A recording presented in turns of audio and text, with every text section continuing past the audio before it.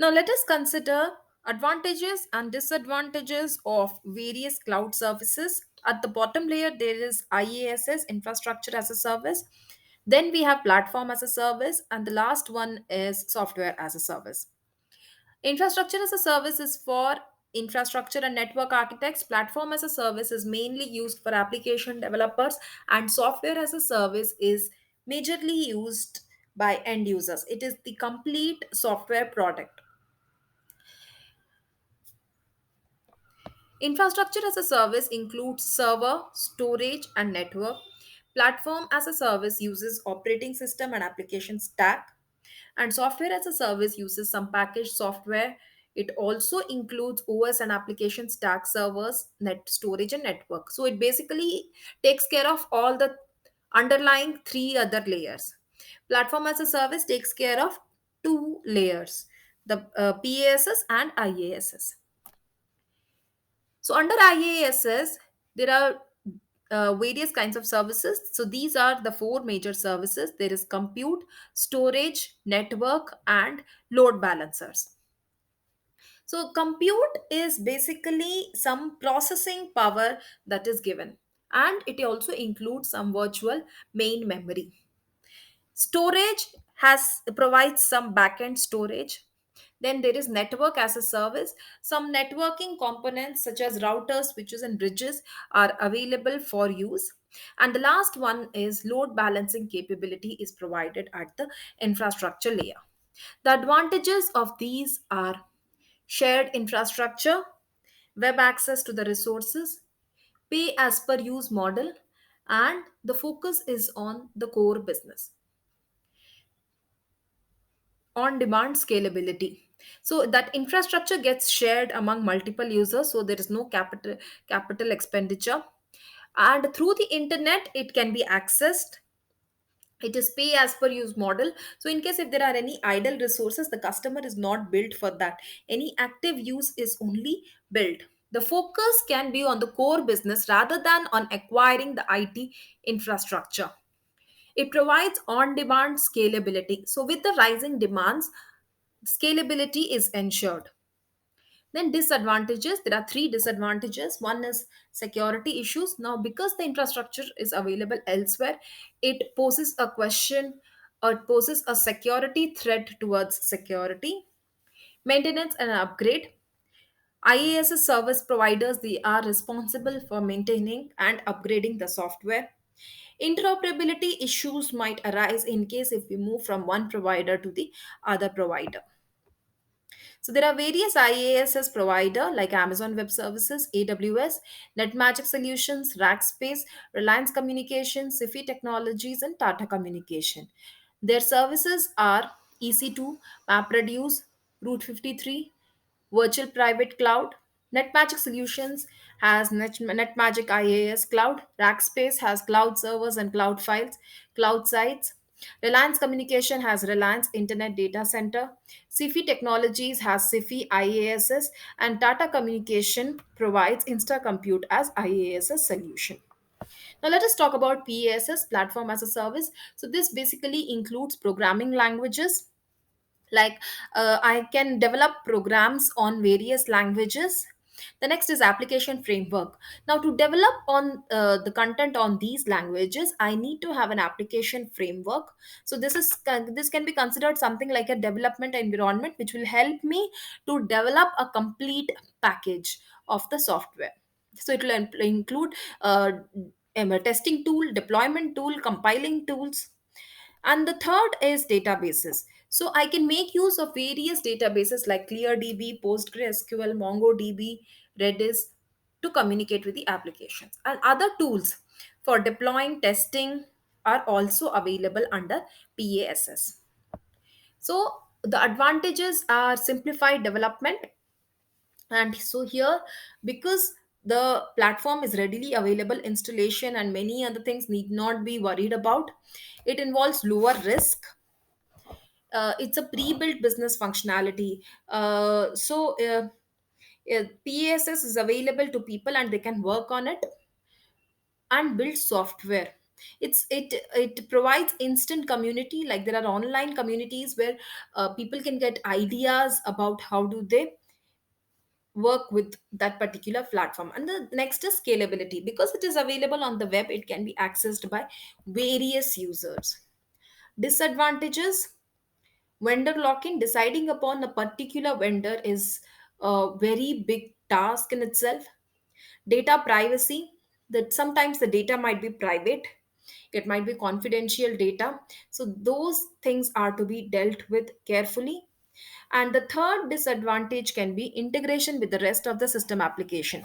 So now if a software product is built using this platform as a service, how is it getting integrated with other applications? There are various PaaS providers. So there is Google App Engine, Salesforce, Windows Azure, AppFog, OpenShift, Cloud Foundry from VMware. Let's see their services. So Google App Engine provides app identity, URL fetch, cloud storage, client library, log service.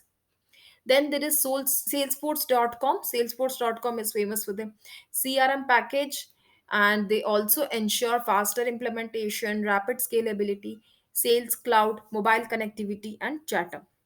Windows Azure provides compute, security, IoT, and data storage. AppFog provides justcloud.com, SkyDrive, Google Docs as their services. OpenShift has Red Hat and Microsoft Azure. Cloud Foundry has data messaging and few other services. Let us talk about SaaS, software as a service. Now let us see what category of software do this include. So the software could be a business software, which is for ERP, that is enterprise resource planning, or it could be for CRM, customer relationship management, billing and sales. Sometimes document management, or playing videos, social networking sites, mail services like Gmail, Rediff Mail, Yahoo Mail, all these are included under software as a service. So advantages: it is easy to buy. So now because these are available at a monthly or an annual fee subscription, these are very easy to buy. Like for example, Netflix, Amazon Prime, these are also examples of software as a service. With one development, it because it's available on the cloud, it can cater to many people, and not much hardware requirements will be there. And it is also a low maintenance software, because the underlying work is taken care by the cloud. No special software or hardware versions are required, and thus, it also offers multi device support: desktop, laptops, phones. All these are accessible. See, I can access WhatsApp on my laptop and also on my phone. That becomes possible because it's available as a service to me. Software as a service. API integration. See, APIs like Google Maps, Google Ads. Now, these can be integrated with my software. Like, for example, Zomato, Swiggy, they use Google Maps, and few other games they use Google Ads. So making use of any other standard API becomes very easy. And the last one is no client side installation is required. Only with the help of one internet I can access. There are disadvantages: again, security issues. The next is latency issue. Latency refers to the delay. So sometimes, because I'm accessing it via the internet, it might be a little slower. The third point is there is total dependency on internet. And the fourth one is, if I have to switch from one vendor to the other vendor, it becomes difficult. There are various SaaS providers, there are various Google apps, GoToMeeting, Constant Contact, Oracle CRM, NetSuite, Workday Inc., Salesforce, Microsoft 365.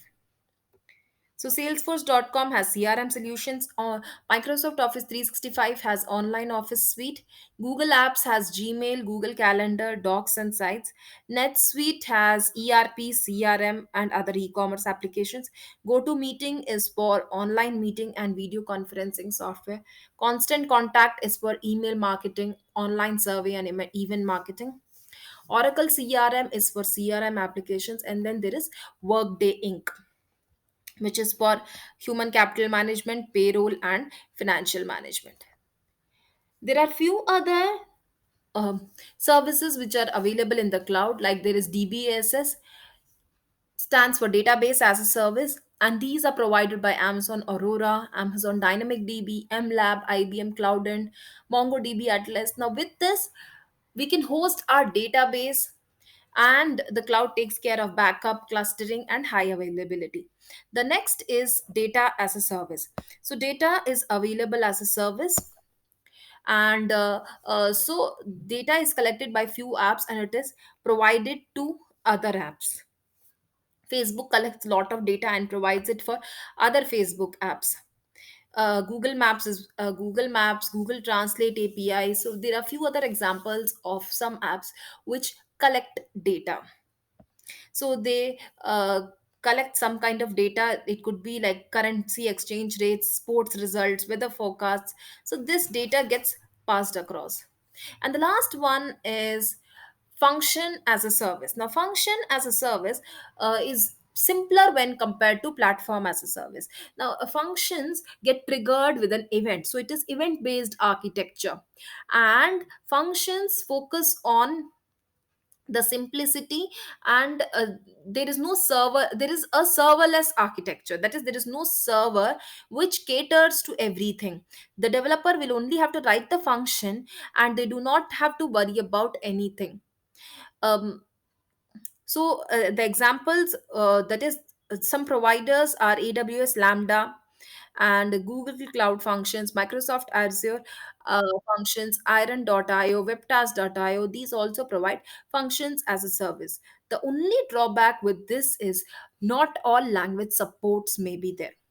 Not all languages might support function as a service. So, for example, Ruby language Ruby does not have any support in function as a service. Thank you.